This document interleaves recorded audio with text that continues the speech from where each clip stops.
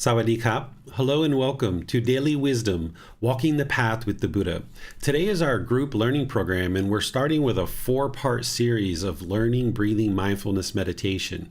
This is a primary form of training that the Buddha taught and he practiced in order to move the mind closer and closer to this enlightened mental state and actually attain it. When you study the words of the Buddha, you see that he points to breathing mindfulness meditation as a very high priority in one's life practice that you're developing. This weekend on Sunday, I'm going to be starting to introduce you to the Eightfold Path, which is the core central teaching of the Buddha. And as you learn the Eightfold Path, you'll understand where breathing mindfulness meditation connects into that, because as this core central teaching, there's other teachings that plug into it, and breathing mindfulness meditation is something that you're going to need to build up in your life practice. So we're going to start that today, and I know that there's many people who are joining us live in Zoom and Facebook, YouTube, and other places, and then there's plenty of people who are also watching this on the replay. So I'd like to welcome all of you, whether you're joining brand new and starting the group learning program, or whether you're retaking the group learning program. I'd like to welcome all of you, because today we're going to start with learning breathing mindfulness meditation from the very beginning and building you guys up. And then we'll actually do a breathing mindfulness meditation together today as part of our class as well. So first, I'm going to provide some guidance and some instruction and teach you and help you to understand what breathing mindfulness is, breathing mindfulness meditation is, and how you might do breathing mindfulness meditation. And then I will actually guide you in a breathing mindfulness meditation session. I'm going to use some visual aids to help me share with you this topic of breathing mindfulness meditation. And as I shared with you as part of the very first class of the new start of the group learning program, I shared with you how I'm not interested in you believing me about anything, and you shouldn't believe the Buddha about anything. So therefore, right here at the very beginning of our class, talking about breathing mindfulness meditation, I'm not even interested in you believing that the Buddha actually taught something called breathing mindfulness meditation. Instead, what I'm going to do here is bring in some of his words, just a few of them, about meditation, so that you can see that he actually did teach meditation, and he did teach breathing mindfulness meditation. As you progress in your journey with the path to enlightenment and the teachings of the Buddha, you'll see more and more words around meditation and what he taught, but these are just a few to help you get started. The first thing he says here, at least what I have here for the class, is meditate, monks. Do not be complacent, lest you regret it later. This is my instruction to you. So this is how a Buddha speaks. They speak very clear, very concise, and very precise. They don't leave anything open to interpretation. Instead, they're giving you very direct and specific guidance. So here he's guiding his students, the monks or students. He's encouraging them to meditate and not be complacent. Because when you're experiencing discontentedness like anger, sadness, frustration, irritation, annoyance, guilt, shame, fear, boredom, loneliness, shyness, resentment, jealousy, any kind of stress, anxiety, or grief, or other discontent feelings, the mind will regret that you haven't been meditating, and then the mind is experiencing this. So as you're transforming the mind from where you're starting now to ultimately moving the mind to enlightenment, there's going to be some discontentedness. And here the Buddha's helping you to see not to be complacent, that be active and apply effort and energy into your practice to arise this regular practice of meditation. This is the closest you'll get to the Buddha really kind of encouraging people to be sure that you practice. And all of his other teachings, he's just delivering the teachings. But here he's really trying to encourage people to be sure to not be dull or lethargic or unmotivated, and sure that there's not complacency there.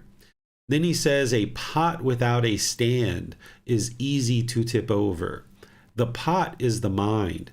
The stand is your meditation practice. So it's easy to tip over the mind when it doesn't have a meditation practice. It's easy for the mind to become discontent when you don't have a meditation practice. But as you learn how to meditate and you build your practice more and more, this stand becomes wider and wider, and now it's harder to tip over the pot. As you have a more developed meditation practice, it's harder and harder for the mind to become discontent because you've been training it so well as part of your meditation practice. So you'll need to develop your meditation practice, and those benefits accumulate over time. This gradual training, gradual practice, and gradual progress that you'll experience on the path to enlightenment is what you will experience. It's not going to be meditate once and then all your discontentedness is gone, or even meditate for a week or a month and all your discontentedness is gone. Instead, it's going to need some gradual training, gradual practice, and gradual progress. And as you progress with your meditation practice, these benefits will accumulate. So some people can notice benefit in a few sessions or a week or two, but as you do that more and more and you build up your practice a month, 3 months, 6 months, a year into your regular consistent meditation practice, you will really see the benefits accumulating. And then it'll be more and more challenging for the mind to become discontent, or as the Buddha is saying here, a pot without a stand is easy to tip over. That now that you have a really well-developed meditation practice, it'll be more and more challenging for the pot to tip over, for the mind to tip over. Here's a few words where the Buddha is pointing to breathing mindfulness meditation and explaining how important it is for your path to enlightenment. He says, "Monks, there is this one thing that when developed and cultivated leads exclusively to liberation, to freedom from strong feelings, to elimination, to peace, to direct knowledge or experience, to enlightenment, to nibbana. What is that one thing? Mindfulness of breathing, or breathing mindfulness meditation. This is that one thing that when developed and cultivated leads exclusively to liberation, to freedom from strong feelings, to elimination, to peace, to direct knowledge or experience, to enlightenment, to nibbana." Well, first off, nibbana is just a Pali word that is being translated to enlightenment. So you might see this word nibbana occasionally. But what he's explaining here is there's this one thing. What is it? It's breathing mindfulness meditation, that when you develop and cultivate this, that it leads to this liberation or freedom of strong feelings, freedom of the mind, where it's no longer plagued with discontent feelings. It leads to elimination of these discontent feelings, to a peaceful, calm, serene, and content mind. But it's through direct knowledge or experience, by you actually doing the meditation, that you will be able to experience that you need to actually put in the work of the meditation in order to train the mind to move closer and closer to this enlightened mental state. And I'm going to be sharing with you, as part of these teachings, how to develop this meditation practice and why is this meditation working to actually move the mind closer and closer to the enlightened mental state. So we're going to be getting to that in today's class. But now that you see that the Buddha did indeed teach meditation, let me share with you some of the basics of meditation so that you can understand how one might kind of get started with just understanding some of the very rudimentary basics in terms of meditation. When I teach, I don't assume that your understanding of the topics that I'm teaching is the same as my understanding. So what I like to do in the book and in the classes is I will oftentimes define something first so that it ensures that we're talking about the same thing. So I'm not assuming that your definition or your understanding of meditation is the same as mine or what the Buddha taught. So here I'm defining what meditation is, and I share this same definition in the book as well. It is meditation is a technique to actively train the mind during dedicated, independent, purposeful training sessions to eliminate unwholesome qualities of mind and or cultivate wholesome qualities of mind in the positions of seated, lying, standing, or walking. So it's really important as you learn that you understand what meditation is and what it isn't. So meditation is this dedicated, active, purposeful training session where you're eliminating certain unwholesome qualities from the mind and certain wholesome qualities are being cultivated in the mind. And it's in the seated, lying, standing, and walking positions. These are 4 positions that the Buddha actually taught. The unwholesome qualities that are being eliminated, I'm going to share that with you with each meditation that I teach you. I'm going to explain what are the pollutions or the unwholesome qualities of mind that are being eliminated through this meditation, and what wholesome qualities are being cultivated. This is the why behind why are you doing each individual meditation. It's really important to understand the why so that it more fully informs your practice, so you'll know what to actually be doing while you're meditating. And it's also important to understand that meditation isn't exercising, walking the dog, gardening, driving, or things like this. Sometimes now in common language, someone might say, I'm going to go walk the dog and meditate, or I'm going to go garden and meditate, or I'm going to go for a drive and meditate. But if you thought that meditation was walking the dog, gardening, or driving, and that's all you did, you wouldn't actually be able to experience enlightenment, because it's not a dedicated, active, purposeful training session to eliminate certain unwholesome qualities and cultivate wholesome qualities. Now, these things and others can be wonderful. Exercising, walking an animal, gardening, or driving, all of these things can be really wonderful for your life, and there might be things that you actually do. But it's just important to understand that those things aren't meditation. Those are other activities that you might be doing. So today I'm going to be teaching you, and then over the course of these 4-part series, I'm going to be helping you to develop this meditation practice that is a dedicated, purposeful, active training session. And as you're learning meditation, it's important to have a teacher. You wouldn't be able to get to enlightenment without a teacher. As I mentioned in our very first class on Sunday, that only a Buddha would be able to get to enlightenment by themselves without the help of any guidance of any teachers. So you'll need to have a teacher in order to help you to develop your life practice and get to this enlightened mental state. And meditation is the same way. You would like to have a teacher. So if you would like to consider me your teacher, you're welcome to do that. You would need to have somebody to reach out to occasionally, whether it's in classes or private messages, or like I have Facebook posts that you can post, or you can schedule personal guidance, because there's people that try to practice meditation on their own through YouTube videos and books and things like this, not realizing that they actually need a meditation teacher. And they can get themselves into a whole lot of challenges with the mind. There's actually been people who have reached out to me that maybe for a few years they were trying to meditate on their own through YouTube videos and books and things like this, and their mind got into a really difficult situation, even to the point where they couldn't work any longer. They were contemplating suicide. They were in deep depression. They were sometimes sleeping 23 hours a day. And then as they got help from a teacher over the course of a year or so, they were able to work their way out of those difficulties. And now they're back to work. They're no longer depressed. They're not having suicidal thoughts and all these other things that were causing difficulties in their life. But for about 3 or 4 years, this individual was really in a difficult situation, and he understands now that he needed a teacher, and this is why he ended up getting to the point where his mind was having even obsessive thoughts, where it was just having the same thought over and over and over and over again. And this was a person who was actually a medical doctor in a country where he was able to practice medicine, but he wasn't able to do that any longer because he was trying to learn on YouTube and with books without any contact from any teacher.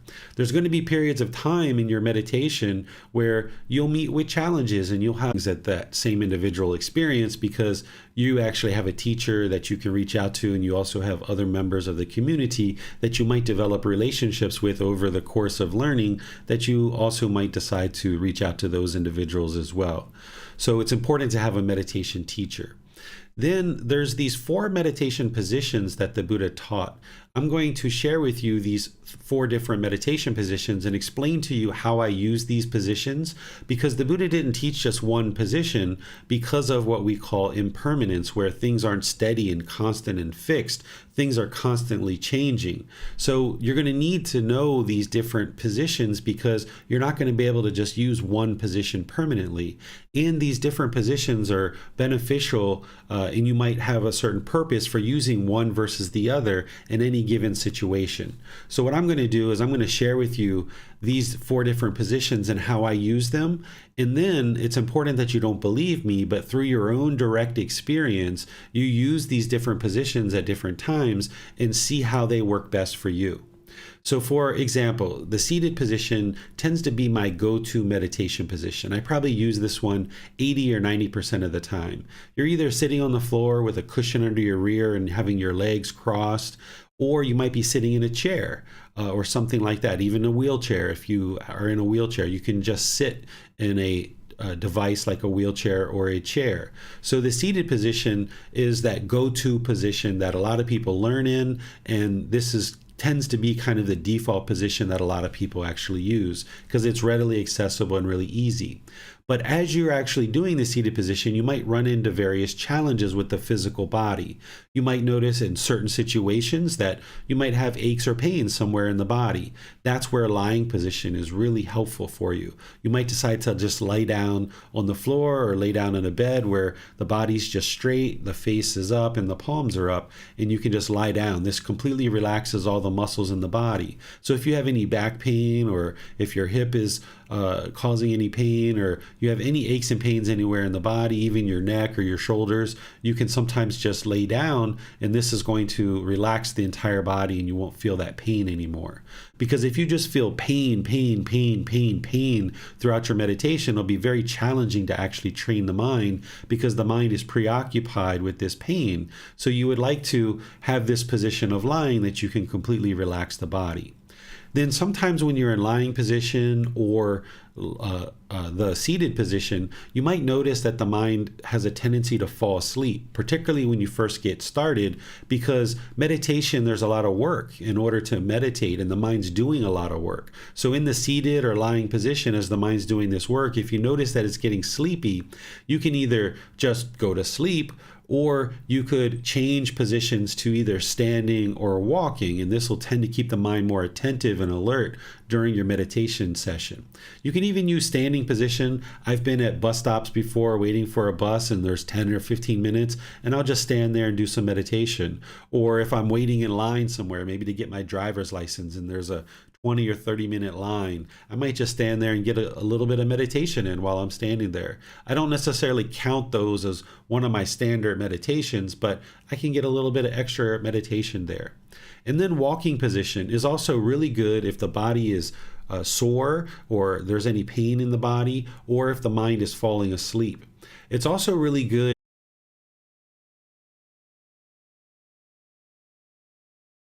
Looks like I lost Zoom again. All right, we're back. This doesn't usually happen this frequently. All right, so as I was saying, is you can switch between these different meditation positions within one session, or you can just stay with one meditation position, but you should try each one of these positions and build up your practice so that you know in what situations and what circumstances you prefer one position versus another. And you shouldn't believe what I'm sharing, but instead practice these and build these up. And as you get started, you might stick with just one position, like seated position. This might be for the first 2, 3, 4 weeks what you choose to do. And then once you get your practice more stabilized, you might try to branch out a little bit and try lying. You'd be able to learn that at your own leisure time, or whenever you feel like is the right time. So what you choose to do in your practice is based on your independent journey. Everybody's different. So some people might start with seated and do that for a while. Someone else might feel like they have somewhat of an overactive mind and they might move to walking and start learning that more readily. And this is where you can see everybody's on their own independent journey. I'm just here sharing with you what works and what I experienced, and you work with these teachings, and you are on this independent journey to figure out through your own direct experience what's working in one situation versus another. So let me pause here to see what questions you guys have on what I've shared so far. You can put that into Facebook, YouTube, or Zoom, or you can raise your hand electronically in Zoom and ask any questions or follow-up questions directly. Yes, thank you, sir. On YouTube, Thomas asks, do I need to build meditation positions? Recently, I've not been able to be sitting without support for a long time. Has traditional meditation positions improved effective meditation?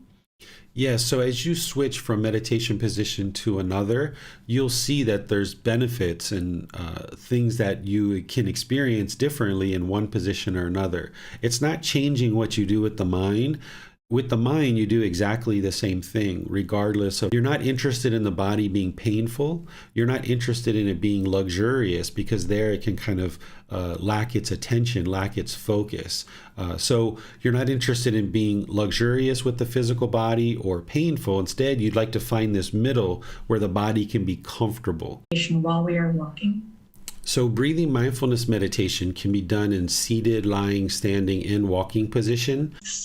Hello, as a novice, should I be fighting off thoughts for the entire meditation time? Thank you. You're not interested in fighting off anything. You'll see as I instruct the meditation, I'm going to now go to the next part where I'm going to be giving you a lot more details on meditation and how to do it and guiding you in an actual meditation session. We're going to be cutting off thoughts and letting them go, but you're never interested in fighting anything. So you'll see after I instruct the meditation, check in at that point if you still have this question, because then you'll hear how to actually do breathing mindfulness meditation. Wonderful. Thank you, sir. There are no other questions at this time. Okay.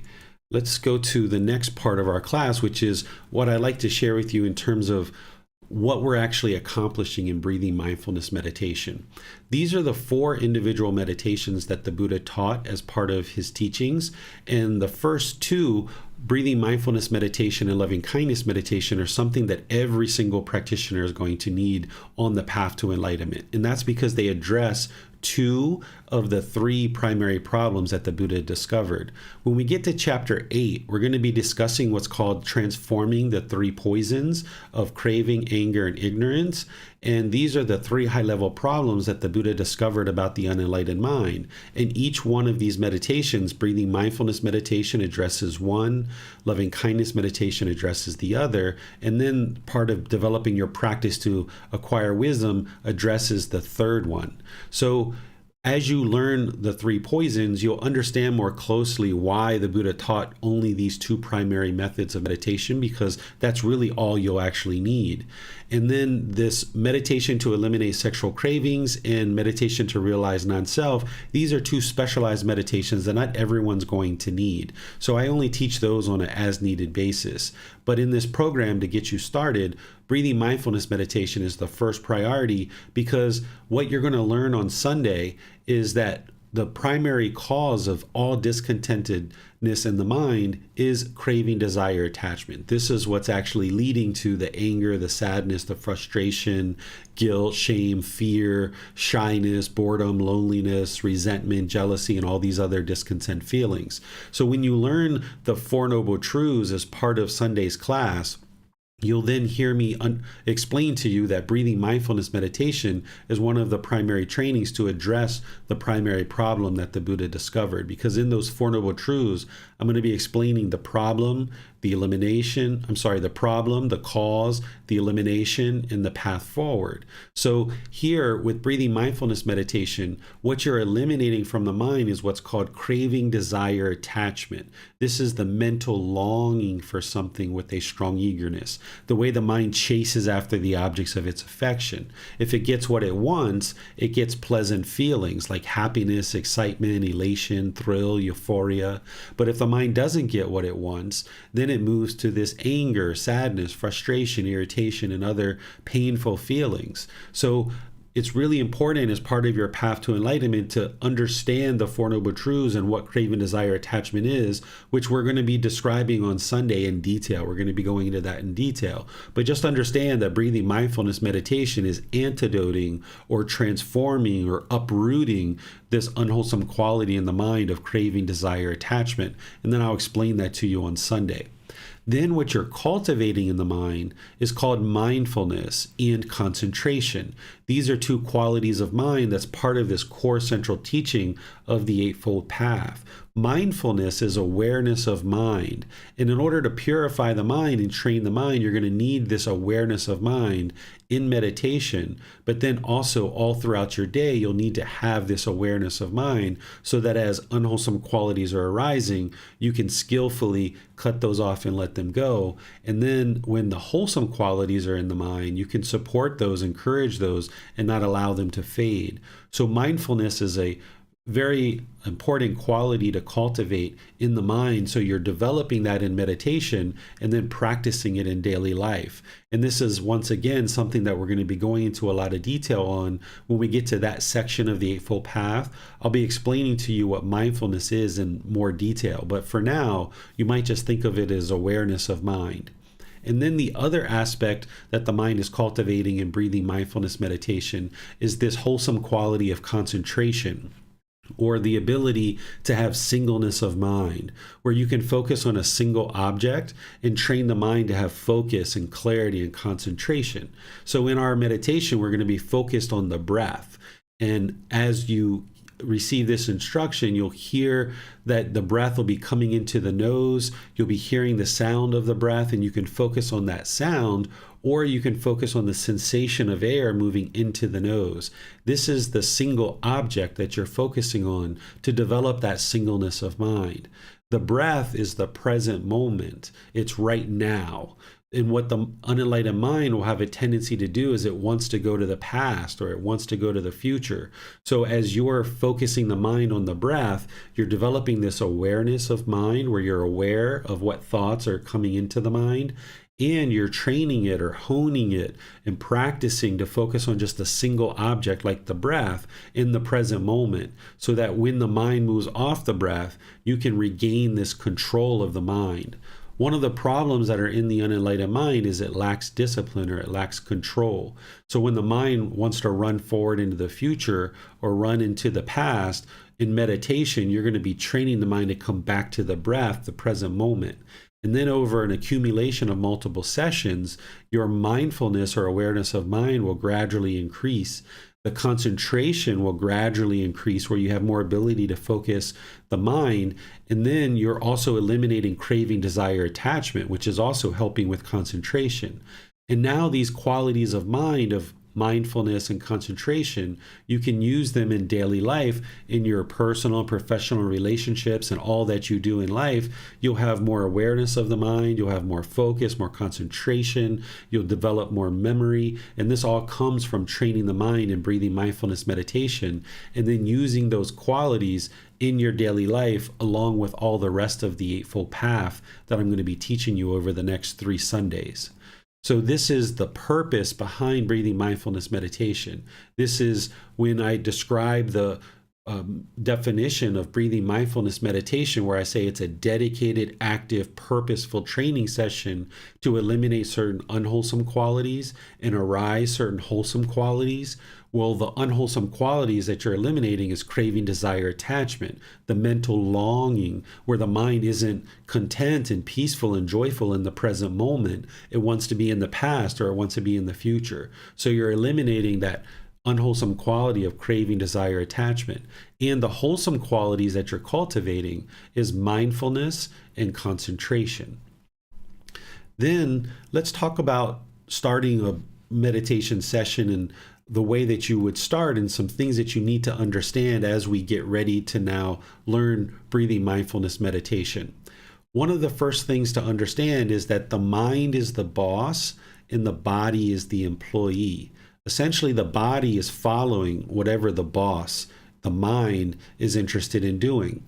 So if you're in meditation and the body is painful, the body is not going to allow you to access the mind, because the mind is just going to be experiencing pain, pain, pain, pain, pain. So if the employee is painful, if the body is painful, it's not going to take you to go see the mind, the boss. But also, if the body is luxurious, if the employees are luxurious, they're going to become fairly lethargic and unmotivated. It's not going to allow you to go see the boss or the mind. So if you would like to access the mind in order to train it in meditation, you're going to need to get the body comfortable. not painful and not luxurious, but in the middle where the body's comfortable. So if at any time you experience any pain, whether it's the hip or the back or what have you, you can shift and adjust in your meditation position and try to get the body comfortable. But if you're having challenges with that, that's where you just switch positions. You might switch from a seated to a lying, or you might switch from a seated lying or up to a standing, or you might switch to a walking position. Don't feel like you need to permanently stay in one position and never move throughout the meditation. At any point that you see pain in the body, we're not interested in the employee being painful, because it's not going to take us to see the boss or the mind. But also, we're not interested in having tons and tons of pillows around and all kinds of luxurious things around in order to make the body luxurious, because now it's not going to take you to go see the boss or the mind. So be sure that the body's in the middle where it's comfortable, not painful or not luxurious. Then the Buddha, as he talks and he instructs meditation, he says multiple times in his teachings to set up mindfulness in front of you before you meditate. What mindfulness is its awareness of mind. That's the way to think of it real generally. We're going to talk in more detail about mindfulness in a few weeks on a Sunday to give you a better understanding of what mindfulness is. Nowadays, the word mindfulness has made its way into common language, and a lot of people use mindfulness instead of the word careful. So they might say, will you mindfully carry this cup of water to the table? What they're really saying is, will you carefully carry this glass of water to the table? But it's important that even though other people might be using this word mindful in a way that the Buddha didn't use it, that you ensure that you understand what the word mindful means and that you use it in the way that you understand from the path to enlightenment, which is awareness of mind. So what the Buddha is saying in his teachings is set up awareness of mind in front of you before you actually start meditating. So instead of just walking in and plopping down into meditation and haphazardly jumping into a meditation session, what he's explaining is to gradually ease the mind into meditation, where you're developing this awareness of mind as you ease it into meditation. I'd use chanting in order to ease the mind into meditation and to set up this mindfulness or awareness of mind and awareness of the breath as I'm easing the mind into meditation.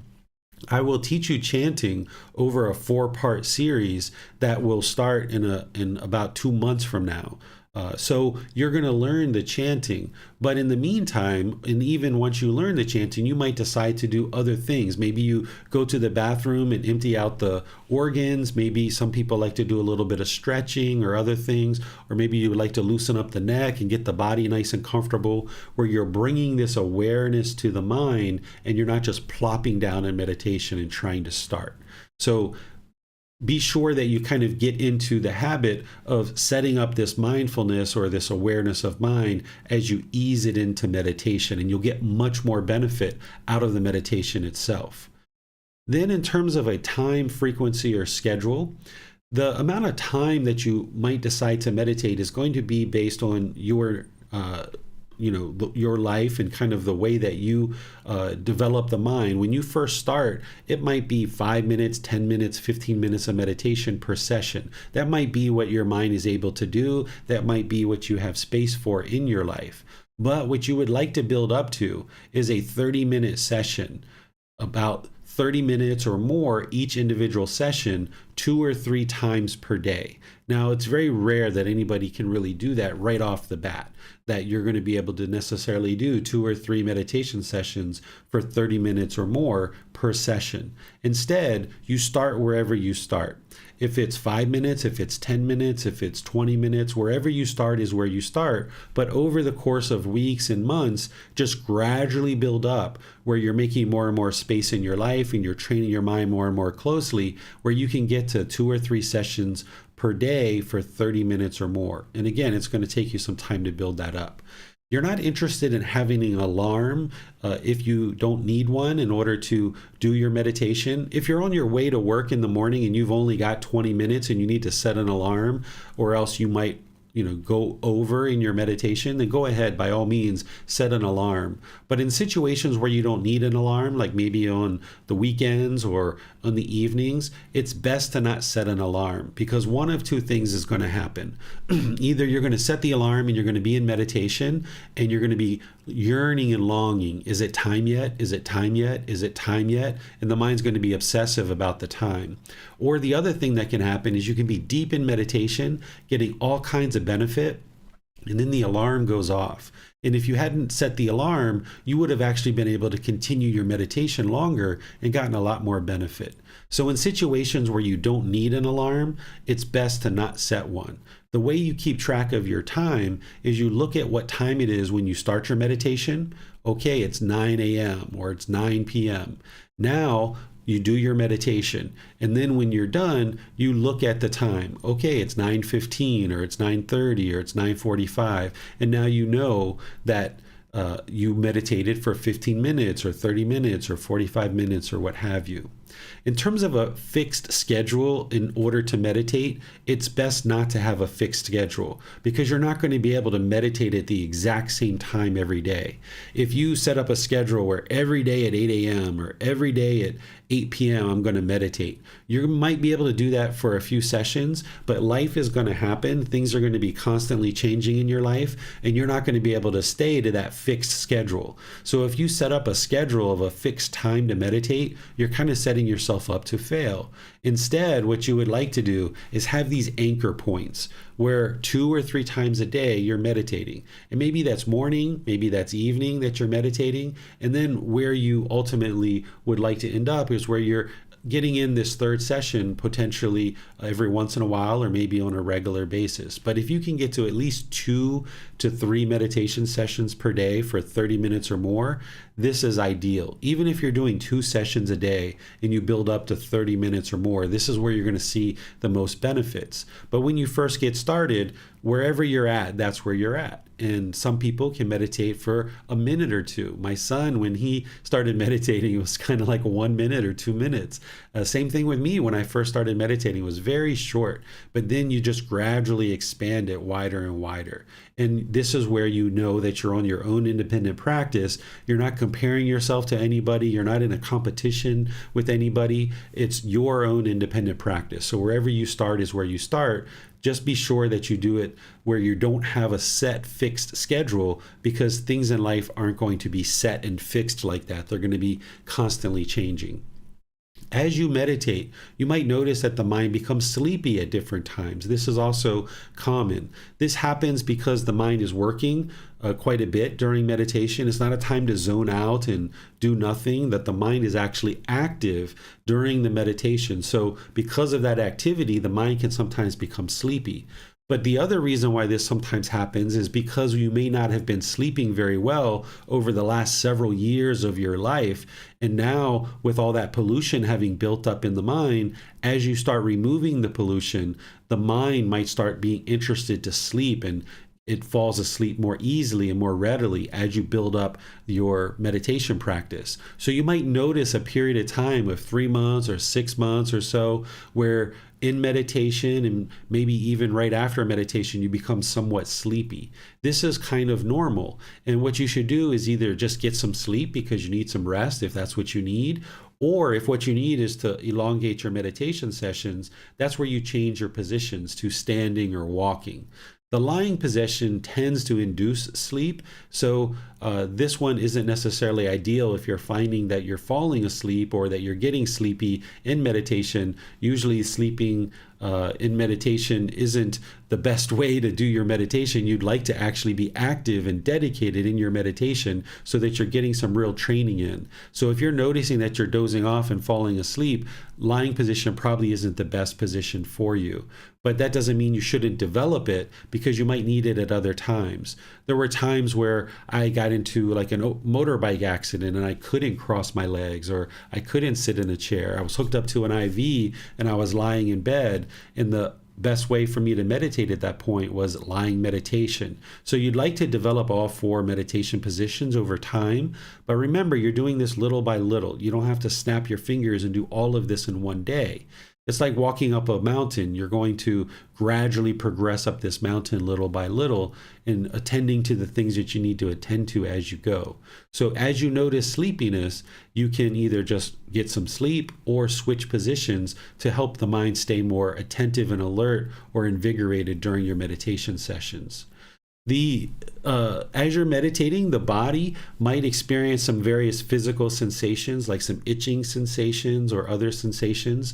Where you're noticing that, you certainly can go ahead and itch if you need to itch. And usually that's what you're doing as you're first getting started. But what you would like to ultimately get to is get to the point where you can go longer and longer periods of time where you notice that the itch arises, it changes, and it fades away. If you're craving for permanent comfort of the body, as soon as the itch arises, you might try to itch it right away. And if that's what you need to do when you're first starting, like, okay, go ahead and do that. Or if you can wait 3 seconds or 5 seconds and then you need to itch it, okay, go ahead and do that. But what you would like to do is extend that amount of time longer and longer so that you get to the point where you see this itch arise, it changes and it fades away, and you don't need to break your meditation in order to scratch the body because of this itch. Because these physical sensations are going to occur at different times in the body as you're meditating. It's not possible for the body to be permanently itch-free for a period of 30 minutes, for example, if you're doing a 30-minute meditation session. So where you notice that, feel free to itch it, but try to elongate that longer and longer where you ultimately get to the point where you don't need to itch the body. You might notice visual stimulation during the meditation. This is where you might see various colors that come into the mind. You might see various images from your past or things from long ago in past lives that you didn't necessarily experience in this life, but it was some other life. These are very common in meditation. They can occur. They don't necessarily occur when you first start meditating, but for some people, they can experience that. And there's various reasons why this is occurring. You're not special or some special class of person. If you see green, it doesn't mean you're going to get wealthy. If you see purple, it doesn't mean that you're part of a royal family or anything like this. You don't need to go out and figure out what these things are. Essentially, what this is in terms of the colors is that as you're training the mind is affecting the brain. The brain and the mind are two different things. The brain is the physical organ that's in the body, and this is tangible. You can actually touch it. The mind is intangible. You can't touch it. The mind is what you're training, and there's an effect and a connection to the brain. And because the brain is involved in sight, as you're training the mind and there's physical changes that are happening to the brain, this is what brings up the various colors. That the eye itself is just a lens to bring the light in. It's actually the brain that is producing the sight. So with your eyes closed, you still might see things because as the brain is physically changing, you might see these various colors. You might even hear certain sounds in the skull as the brain is physically changing. There's a whole group of scientists and doctors and people who are researching the physical changes that are happening to the brain as part of training the mind through meditation. So this is a very understandable and common thing that you might experience. So if you do experience, just know that it's impermanent and it will eventually pass over time. But you might go through a period of 3 months, 6 months, or a year or so where you're experiencing different visual stimulation in your meditation, and just know that it's impermanent. You'd like to cut that off, let it go, and bring the mind back to the breath. Wherever the mind is going to those colors or those images or whatever it's seeing, just cut that off, let it go, and come back to the breath.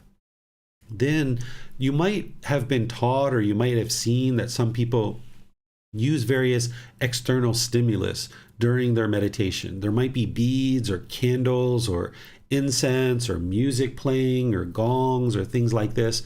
This isn't helpful for your meditation if you're trying to develop your mind in the way that the Buddha actually taught. Instead, what you'd like to do is strip away all of these things from your meditation practice if you're currently using those. If you're not using those or you haven't even been meditating before, wonderful. You don't need to start using all of these things, because otherwise the mind's going to get fixed and attached to the beads, the candles, the music, the incense, and the gongs, and all of these things. And then the mind's going to build up this habit or this dependency where it can only meditate when it's got these things available. And these things aren't going to be permanent in your life. You're not going to always have that special candle or that special phone app or something like that. Instead, what you would like to do is build up your meditation practice where it's not dependent on these external stimulus. What you would like to do is just rely on the body, the mind, and the breath. These are the only three things that you actually need for your meditation: the body, the mind, and the breath. You'll have those three things with you all the way through the course of this life. So if you build up your meditation practice, and if you're currently meditating with external stimulus, if you strip those things away to practice just the body, the mind, and the breath, then you can meditate anywhere at any time. If you're in an airport, if you're at a bus stop, if you're on a hiking trip in the mountains of Chiang Mai, Thailand, you can be 3 days from civilization. You don't need that special music or that special gong or that special candle or incense or phone app. Instead, you just have the body, the mind, and the breath. These are the only three things that you actually need. The way that we're going to be doing meditation is I'm going to guide you in terms of getting the body comfortable. You'll hear me as I do the guidance to help you get the body more comfortable, not painful, not luxurious, but comfortable. Once the body's in position, then I'm going to start saying some guidance or sharing some guidance that's going to help you to establish your breath. And then once you get the breath established, then we'll move into focusing the mind on the breath. And then I'll guide you in cutting off and letting go of any thoughts that the mind is having and bringing the mind back to the breath. And then ultimately, there's going to be this long period of time where I'm completely quiet and you won't hear anything from me whatsoever, so that you can actually do the work and actually meditate. I will use Buddhist chanting to ease into the meditation and ease out of the meditation, but this isn't something that you might necessarily know right now, and that's okay. This chanting that I do, there's nothing mystical or magical about it. It's not prayer, it's not worship, it's not rites and rituals or things like this. It's just purely to help the mind ease into meditation and ease out of meditation. When we get to the point where I teach you chanting, I'm going to explain more of the reasons of why we use chanting. You don't have to use chanting. It's not something you're required to do. It's something that I've developed in my practice, and I'll share with you what the benefits are when we get to those classes. But you're not necessarily required to do chanting. There's people who can get to enlightenment without chanting. It's not anything mystical or magical that's going to produce any magical benefits. But once you understand what the benefits are, you might decide to use chanting for those benefits and to cultivate those, or you might choose to cultivate those benefits in other ways that doesn't involve chanting. So understanding the benefits of chanting will then help you to decide whether you would like to actually chant or you'd like to do other things to cultivate those qualities of mind. So you'll hear me do chanting, then I'll instruct you and guide you on getting the breath established. Then we'll move into focusing on the mind. Then there'll be quiet for a long period of time. Then there's going to be some more chanting to bring us out of meditation. And at that point, I'll open up to any and all questions that you guys have based on the actual meditation itself. But before we actually do the meditation and I guide you in that, I would like to just open up to any questions that you guys might have about anything I've shared so far before we go into meditation. So you can put that into Facebook, YouTube, or Zoom, or you can raise your hand electronically in Zoom and ask any questions that you like. Yes, thank you, sir.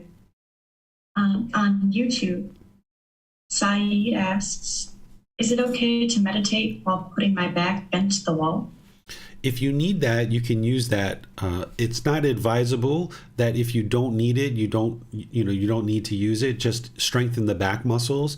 But if you're noticing some pain in the back and you need a little extra support, like the wall, to help you build that strength in the back, then go ahead, by all means, do that. Because remember, you're interested in the body being comfortable, not painful. But if you can do meditation without your back on the wall, this would be ideal if you can do that now, or you can build up to that, because you're not always going to have a wall around. You would like to build up the body, the mind, and the breath, that those are the only three things that you need in your meditation practice.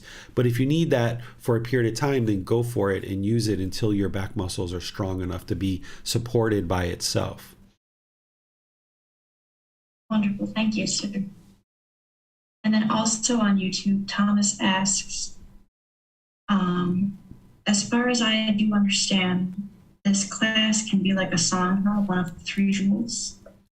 Yes, when you're coming together in a class like this, you're learning amongst the community. So the word sangha is a Pali word for the community.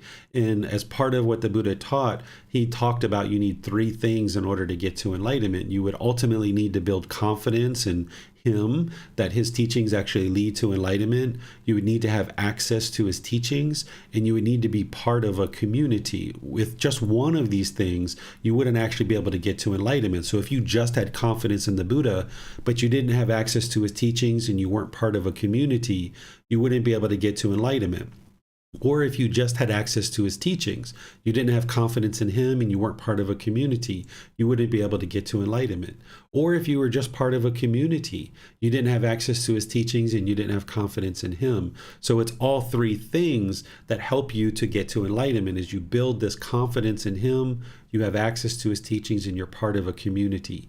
Now, right now, if people are just starting, they might not have confidence in the Buddha. They might not know whether his teachings truly lead to enlightenment or not. This is what we call doubt. And that doubt can actually be harnessed for healthy purposes. It can motivate you and encourage you to actually investigate his teachings. The more you learn his teachings and practice them, and you see the benefits and the improvement to the condition of the mind and the condition of your life through your personal and professional relationships improving, you'll get to the point where you have full confidence in the Buddha and you have no doubt in him whatsoever. You have no doubt in his teachings. You have no doubt in the community. You'll have no doubt in your teacher who's actually guided you to these improved mental states. And you'll have no doubt in your own ability to actually attain enlightenment, because you'll see that there's already been progress over a period of time. So initially, you might have doubt about these things, either the Buddha, the teachings, the community, maybe your teacher, me, maybe you have doubt about me, or maybe you have doubt about your own ability to attain enlightenment.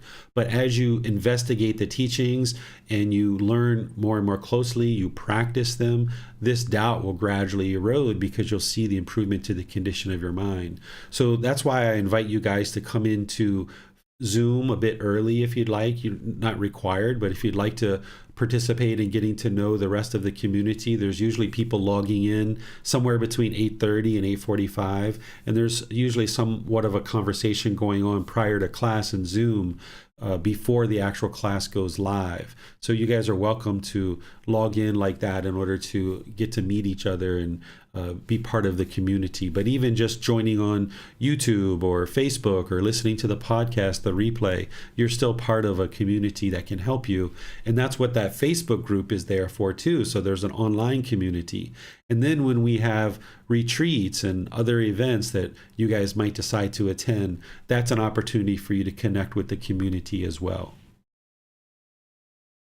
Yes, thank you, sir. And then on Zoom, Max asks, during my day, I don't pay much attention to my breath. Did the Buddha suggest that we watch our breath as much as we can outside of meditation? He never taught this, because it's impossible to focus to that level of detail on your breath outside of meditation in your daily life, because your mind can only do one thing at a time. You're going to be active, doing work or spending time with your children or your life partner or driving or things like this. So there's no what you're doing in meditation is very different than what you're doing in daily life. In meditation, we're going to be cutting off all thoughts. Anytime the mind has a thought, we're going to be cutting it off and cutting it off and cutting it off, coming back to the breath, observing that breath. And here, what you're trying to do is you're trying to gain this discipline of the mind, that you observe thoughts sooner and sooner. That's the mindfulness, that you have concentration or the singleness of mind, and you have the discipline and the control to be able to let go of that thought and bring the mind back to the breath. We're not actually eliminating thoughts in meditation. That's not the goal. Even an enlightened being is still going to have occasional thoughts in meditation, but they'll observe those thoughts sooner and sooner, and they'll cut them off and let them go easier and easier as you get closer and closer to enlightenment. So the breath is just there in meditation to be your single object that you're focusing on. In daily life, when you're having thoughts, if you have an unwholesome thought, like say anger rises up in the mind, or say there's a craving to steal something, or there's a craving to have sexual misconduct going outside of a relationship or something like this, or say there's a craving to take substances that cause heedlessness, you'd like to cut that off because those are unwholesome thoughts. But in daily life, where you have wholesome thoughts, you would like to encourage those, support those, not allowing them to fade. So you don't need to be constantly focused on the breath throughout your day. This would be distracting to the mind because you're going to be involved in other activities. Wonderful. Thank you, sir. And then I think because we've spoken about the body and the mind and the boss and the employee, Thomas on YouTube asks, so who is training the mind? Sure. So there's this body, which is one thing. Then there's the mind, which is a second thing. The combination of these two things together is the person. So the Buddha taught about the mind and training the mind, but he made aware that there are these three components that are coming together. There's the body, there's the mind, and then the combination of those two things is the person. What's training the mind is the person. So you can look at the mind as like this third entity. And now there's this person who's watching over the mind and training the mind actively through meditation, but also in daily life too. This eightfold path that I'm going to be sharing with you over the next 3 Sundays, this is what's going to give you the entire life practice. Sometimes people think that they can just meditate their way to enlightenment, but you can't just meditate your way to enlightenment. This is one component of your life practice. And the eightfold path is going to explain to you the 8 individual steps that you need in order to train the mind. So one of the biggest myths that we have in the Buddhist community is some people think that you can sit down, meditate, and then you get to enlightenment. But instead, you practice the meditation as the person training the mind. And now in meditation, as you're training this mind, you observe that it's becoming more and more clear, more and more focused. There's less and less discontentedness in the mind. And then you know that you're on the right path. And this is all leading to more and more benefits. So you're going to learn how meditation plugs into your overall life practice, and that there's these other aspects of your life practice that you'll develop. And it's the person that's developing that in training this mind. Thank you, sir. Mm-hmm.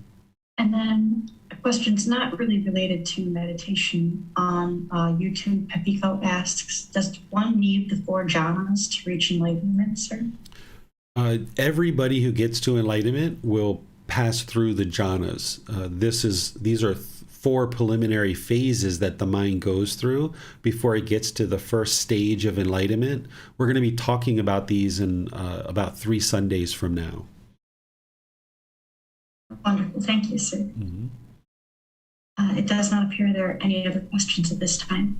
Okay, if that's the case, I'd like to invite you guys to join for our first meditation session together. Whether you're attending live or you're watching this on the replay, it can be helpful for you even on the replay to still do the meditation here at this point, because now you can receive this guidance and instruction in how to actually meditate. So let me start with helping you get the body in position. If you would like to sit on the floor, you can go ahead and sit on the floor. You might decide to put a cushion under your rear to get your rear up in the air. This lessens the angles at your hips, your knees, and your ankles. It can make it more comfortable by having a cushion under your rear and getting that up in the air. If you're in a chair, you might decide to put your feet flat on the floor or crossed at the ankles. There's not just one fixed way to actually position the body. So this is whatever is most comfortable for you. I'm going to be giving you a lot of different options here, and you choose what works best. So if you're in a chair, the lower body should be completely relaxed and comfortable, maybe crossed at the ankles or feet flat on the floor. If you're on the floor, putting those cushions under your rear to get that up in the air, and then lightly crossing the legs so that you can maintain circulation in the legs. You're not interested in crossing the legs really tightly because that'll inhibit the circulation and you'll start experiencing pain throughout the meditation. The hands and the arms, the Buddha put his right hand on top of his left, and then he put his thumbs together like this, and then he put that into his lap. You're welcome to use that and see if it's comfortable for you. But for some people, this isn't going to be comfortable. This is why there's other options. You could put your palms on your thighs. You could put your palms on the knees. You could put your palms up. If you're in a chair that has an armrest, you might even just rest your arms on the armrest of the chair, so that essentially the lower body and the hands and arms are completely relaxed in this seated position. So I'm going to instruct the seated position at this point. Then the upper body, here you would like it to be erect, not real rigid and not slouched, because if it's real rigid, the mind's going to be uptight. But if the upper body is slouched, then the mind has a tendency to become unmotivated and lack attention. So by keeping the upper body erect or straight, this keeps the mind attentive and alert during the meditation. So you would like to have the upper body erect where the muscles are engaged to a certain degree, keeping the body erect. So the lower body, hands and arms are completely relaxed. The upper body is straight and erect. Next, you would like to just close the eyes. And now start breathing in through the nose and out through the nose. Here you're just taking a nice deep breath, a natural, consistent breath. Breathing in through the nose and out through the nose. You're not trying to force the breath or control it. Just a nice gradual inhale through the nose. And wherever you get to it, a nice gradual exhale through the nose. Now you can just hang out here with the breath. I'm going to do some chanting to ease us into meditation. And then afterwards, I'm going to come back with some more guidance around the breath and helping you get further into meditation. If you already know these chants, you're welcome to chant along. Arahang Samma Sambuddho Bhagava Bhutang Bhagavanhang Abhivateyami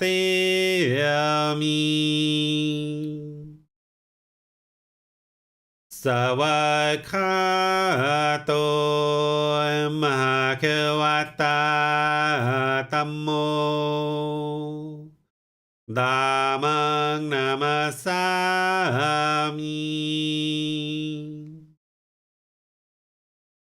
Supatipano Bhagavato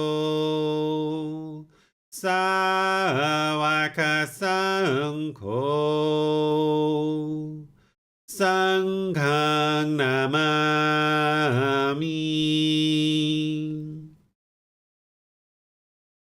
Namo Tassa Bhagavato Arahato Samma Sambuddhassa Namo Tassa Bhagavato Arahato Samma Sambuddhassa นะโมตัสสะภะคะวะโตอะระหะโตสัมมาสัมพุทธัสสะอิติปิโสมะคะวะอะระหังสัมมาสัมพุทโธวิชาจารณังสัมมุโนสกขาโตโรกาวิโตอนุเตโรปุริสาดามาสติสัตตาตาวามนุสนังโหโตภาควาติ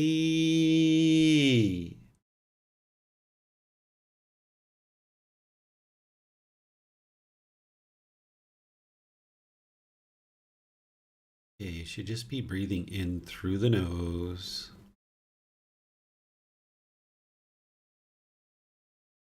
and out through the nose.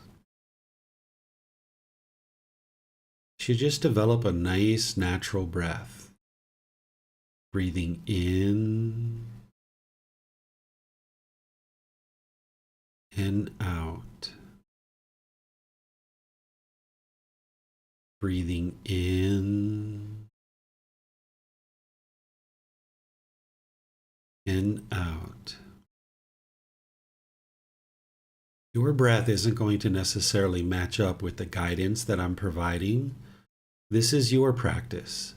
I'm just here to provide guidance. So wherever you get to the next inhale, just breathe in gradually through the nose, establishing a nice natural breath. And then whenever you get to your exhale, just breathe out gradually through the nose, using this guidance, breathing in and out.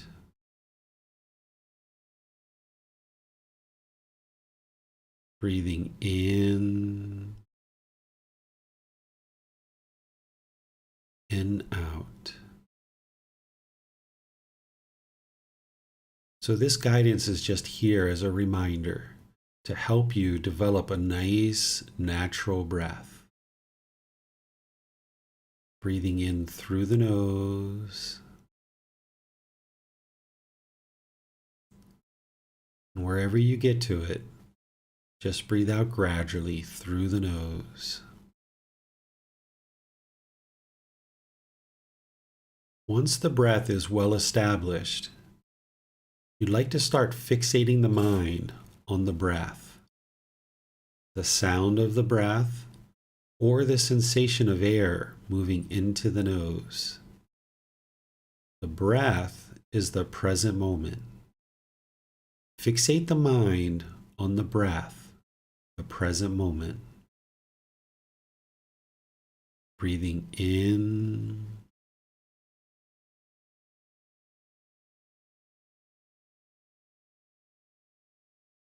and out.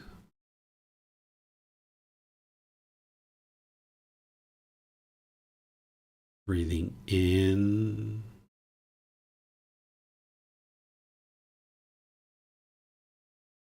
and out.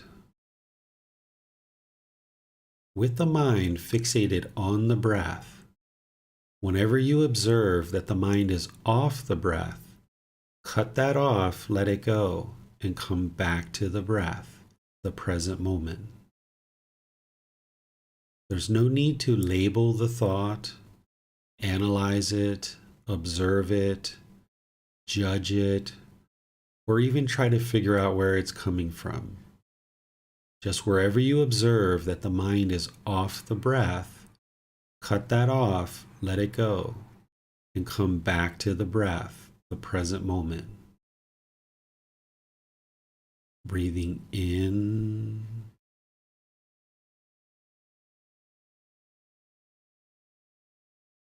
in, out. Breathing in,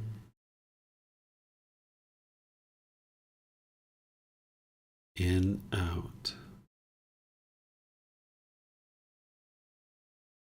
I'm going to be quiet now and let you do this work of focusing on the breath.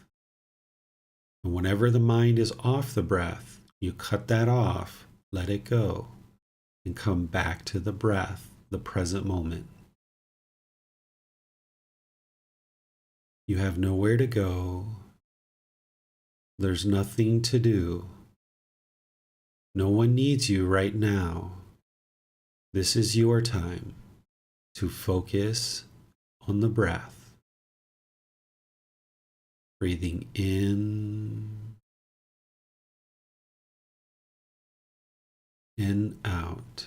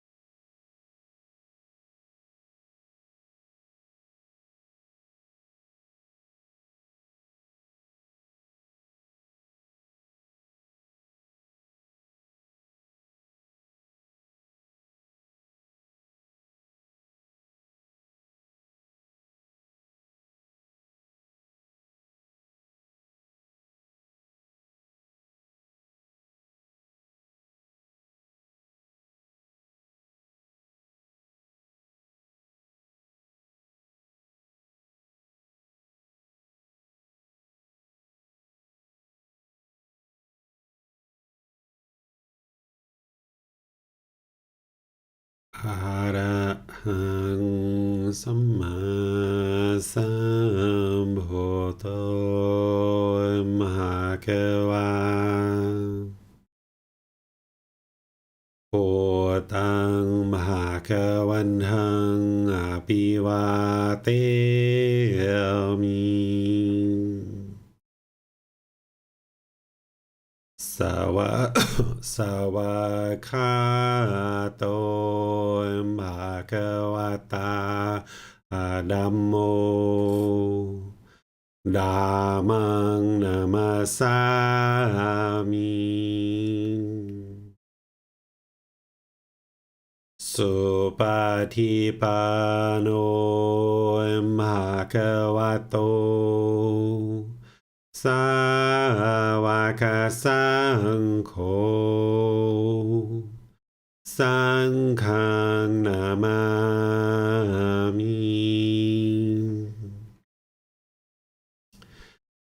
นะโมตัสสะภะคะวะโตอะระหะโตสัมมาสัมพุทธัสสะ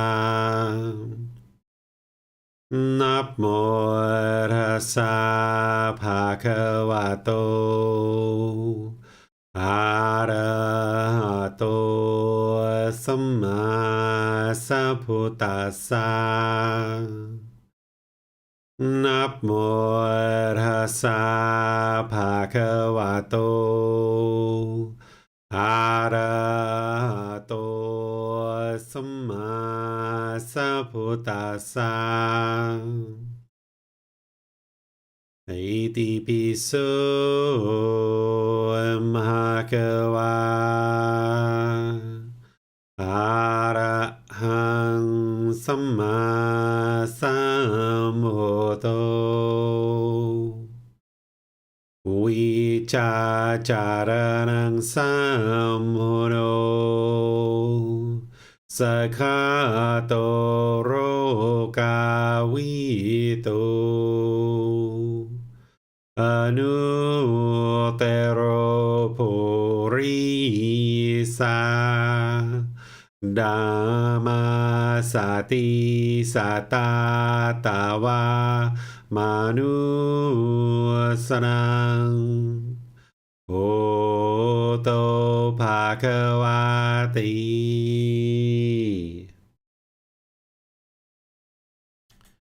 All right, if you guys would like to gradually make your way out of meditation, just kind of ease back out of your meditation. As you guys are coming out of meditation, I would like to just remind you of a few things and share a few new things. First of all, I would like to remind you guys that the goal of this meditation isn't to eliminate thoughts. What you're doing is you're gaining control or discipline of the mind. You're going to have thoughts in meditation. When you first start, oftentimes people are very bombarded by thoughts. You might have a whole lot of thoughts. And if that's where you're at, that's completely normal. That's completely fine. At least you know that that's the state of the mind. That's mindfulness or awareness of mind. You have that mindfulness. But then as you continue to practice and you train the mind more and more, what you'll notice is there'll be these gaps of time where the mind is stilled or quieted or peaceful. And as you notice those gaps becoming wider and wider, that's the condition of the mind gradually improving. There's nothing in your life that you are expert at the moment that you tried it for the first time. So I don't suggest that you put expectations on yourself that you should be an expert right now in meditation, because this may be the first time that you've ever meditated with me in this particular way, in this particular style, because this is the way that the Buddha actually taught, the way that I just shared with you. So even if you've been meditating other places, you may not have meditated this way. So you're not going to be an expert in meditation right from the beginning. Everything you've ever learned in your life that has any purpose or any value, you've needed to gradually learn, gradually train, and gradually practice so that you could experience this gradual progress. So don't have the expectation that you should be perfect with meditation. You're going to experience some thoughts and maybe even a bombardment of thoughts as you get going with meditation. But as you train and you accumulate the benefits, you'll see this accumulation of the benefits where there'll be more quietness and more stillness in the mind for longer and longer periods of time. Even a person who has an enlightened mind, they're going to have a thought in meditation, maybe multiple thoughts at different times, but they're going to notice it right away, and they're going to be able to cut it off and let it go right away. But you've got work to do before your mind gets to that point. So allow for that work to be done, and don't expect that you'll be an expert in meditation right away. I would like to encourage you to build up your practice from this class and beyond, whether you're attending live or on the replay. Build up your practice to 2 or 3 meditation sessions for 30 minutes or more. And remember, you're going to need to build over time. There's some students that take 6 months or a year or longer to build up to that point. So you're not comparing yourself to anybody. You're not in a race with anybody. Instead, you just start wherever you start. If you can start with once a day for 5 minutes and that's where you're starting, okay, that's where you're starting. Or if you're starting twice a day for 10 minutes, okay, that's where you're starting. So just build up your practice wherever you're at, whatever you're able to start with that. And then as you build up to 2 or 3 sessions per day for 30 minutes or more, you're going to see increased amount of benefits as you do that. What's important for you to keep in mind as you're building up your meditation practice is that you should never, ever, ever give up. Don't ever give up on your meditation practice. While you may feel challenged, while you may feel certain struggles during your meditation practice, while you may feel like you're not seeing immediate progress, if the mind's craving and wanting progress right away, don't allow the mind to do that. And as you see it doing that, just cut it off and make sure this person trains the mind that, hey, you're going to need some time to develop this. You're not going to be an expert from the beginning. So give yourself that time. Don't ever give up. Just continue to work forward. If you shrink back from the struggle, then your mind isn't going to be able to progress. Oftentimes when we feel that there's a struggle or we feel like there's a challenge, we either want to run away from it or we want to push this challenge away from us. But instead, what you're learning as part of this path is to turn around and walk towards the struggle. That's what you would like to do. That's what's going to produce results.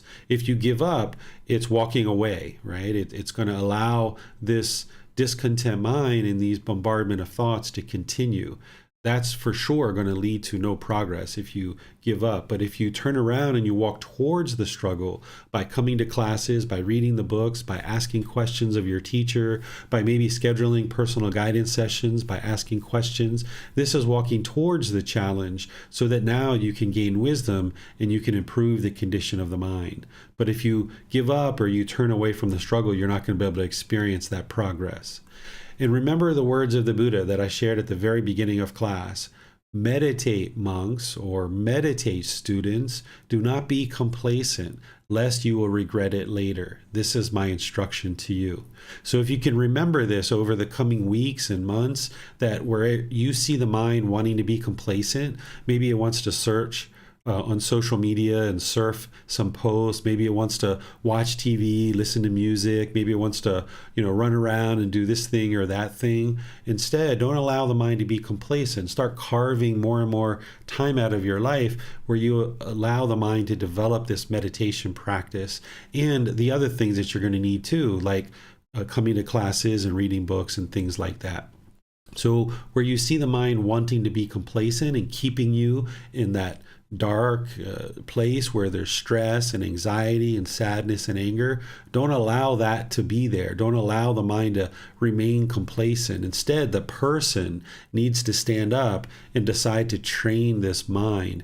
Treat it like a kid, treat it like a child, treat it like a wild animal that, hey, this mind needs to be tamed. Get over here. You need to do some work.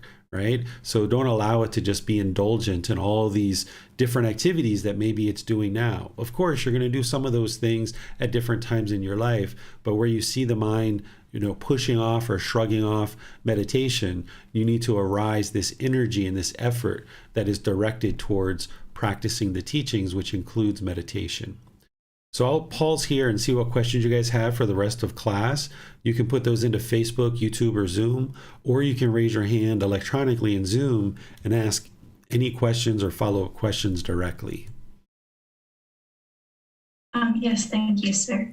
The only question that is on YouTube right now is Thomas asking, up until the next class, any homework not relating to the meditation? If you would like to read chapters 4 and the first little part of chapter 5, you can. That's something that I'm going to be covering in Sunday's class. So the meditation, of course, building that up. But then if you'd like to read chapter 4 and the first little part of chapter 5 about right view and right intention, you could do that. You might even decide to read the preface of the book. This is a real good introduction to the path to enlightenment, is reading that preface. So that's another thing that you could potentially read over the coming days. It does not appear that there are any other questions this time, sir. All right. Well, I'll just end class by saying thank you all for attending. Thank you all for your time and attention. Thank you for choosing to dedicate your time to learning and practicing these teachings, because as you do, it's only going to help you, those close to you, and all of humanity as you build up your practice. And now you're causing less and less harm in the world by training the mind. And I would also like to once again remind you that as you need help, feel free to reach out. I'm here for you to help you as you have challenges. You can post questions in Facebook, you can ask questions in class, you can send private messages, and you can schedule a personal guidance session. So feel free to reach out and ask for help as you need that. So until next time, I'll see you guys in one of these future classes where I'll be sharing the path to enlightenment with you on Sundays and Wednesdays. We'll see you then. Sawadee krap.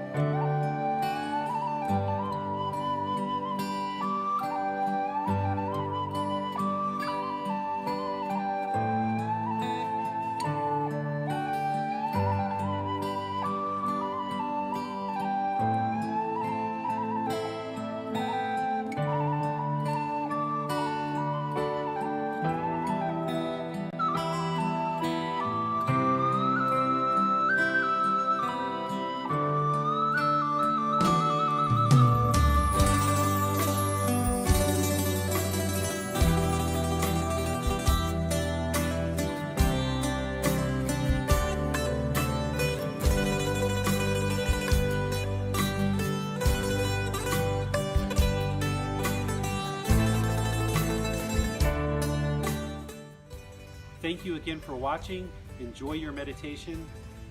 Look forward to seeing you online and answering any questions that you might have. Thank you so much.